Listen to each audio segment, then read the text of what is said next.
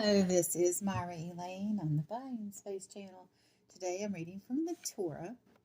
I'm reading the first 5 books of the Old Testament, which is Genesis, Exodus, Leviticus, Numbers, and Deuteronomy, out of a Torah that was distributed in the early 60s to young men when they were having their bar mitzvahs. And here is the Hebrew on this side and the English on this side, directly translated from the Hebrew. So we have chapter 22, and it continues with the law, and I'm going to read verses 1 to 14.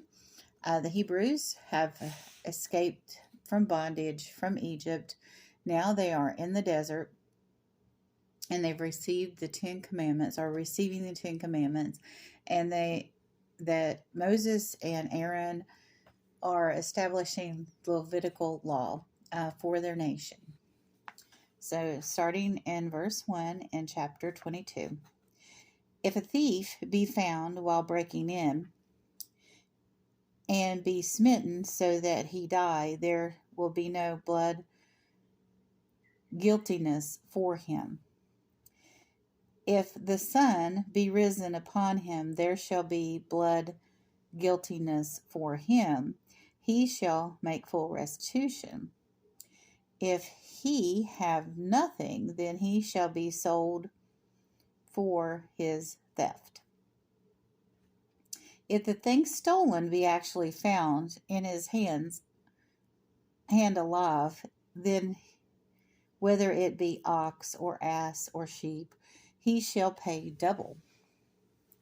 If a man causes a field or vineyard to be eaten off, he left his beast enter, and they fed on another man's field with the best of his own field and the best of his own vineyard, shall he maintain restitution.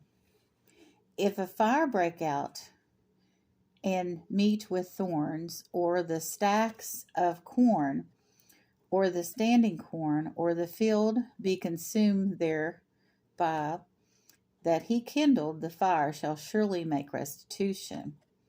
If a man do deliver unto his neighbor money or vessels to keep, and it be stolen out of a man's house, if the thief be found, he shall pay double. If the thief not be found, then the master of the house will be brought unto the judges to swear that he had not stretched out his hand against his neighbor's goods. For all manner of trespass, for ox, for ass, for lamb, for remnant, or for any manner of lost thing which he can say, this is it, before the judges shall come the cause of both parties, and he the judges may condemn shall pay double unto his neighbor.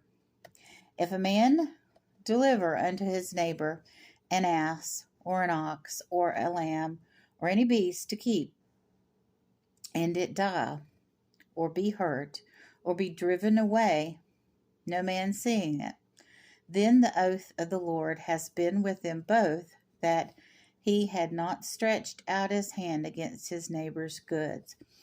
And the owner of it shall accept this, and he shall not make it good. But if it be stolen from him, he shall make restitution unto the owner thereof. If it be torn in pieces, let him bring it as evidence, that which was torn shall not make good. And if a man borrow aught of his neighbor, it be hurt or die, the owner thereof not being with it shall surely make it good.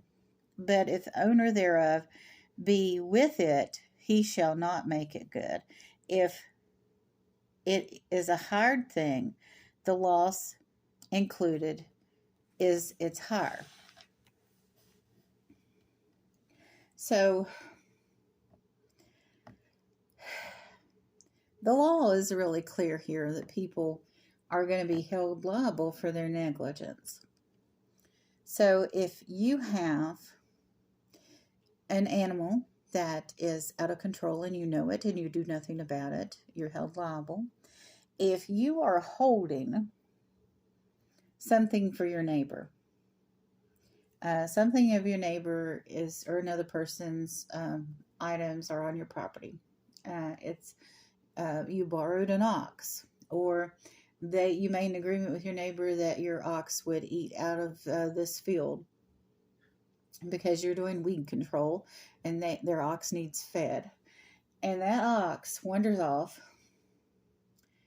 You're responsible. If someone steals that ox and you can't find the thief, you're responsible. So anytime somebody else's property is on your property, you're responsible. William Shakespeare said it best, neither borrower nor lender be. So you're better off going and getting your own ox to eat your grass if you need an ox to eat your grass or plow your field or do whatever. And also, if you borrow your neighbor's ox and something happens to it, you're also responsible for the fact that now your neighbor doesn't have anything to plow his field. So he'll have to go out and get another ox or hire somebody to plow his field or borrow someone else's ox. I guess farm life is not as simple as you think. So, of course, they're an agricultural society, and that is a great nation today, and they still have all these cattle in Israel, including red heifers. So next week, I will go into, now people think that these laws are boring. This second half of chapter 22 is very, very adult and includes some really bizarre things. So don't think that the reading of the Torah and the reading of the law is something that's not exciting, because this stuff is very adult. So I'll give you a warning for next week. If you come next week, you are going to hear some things that you don't normally hear in Sunday school, for sure. But you all have a wonderful and blessed day.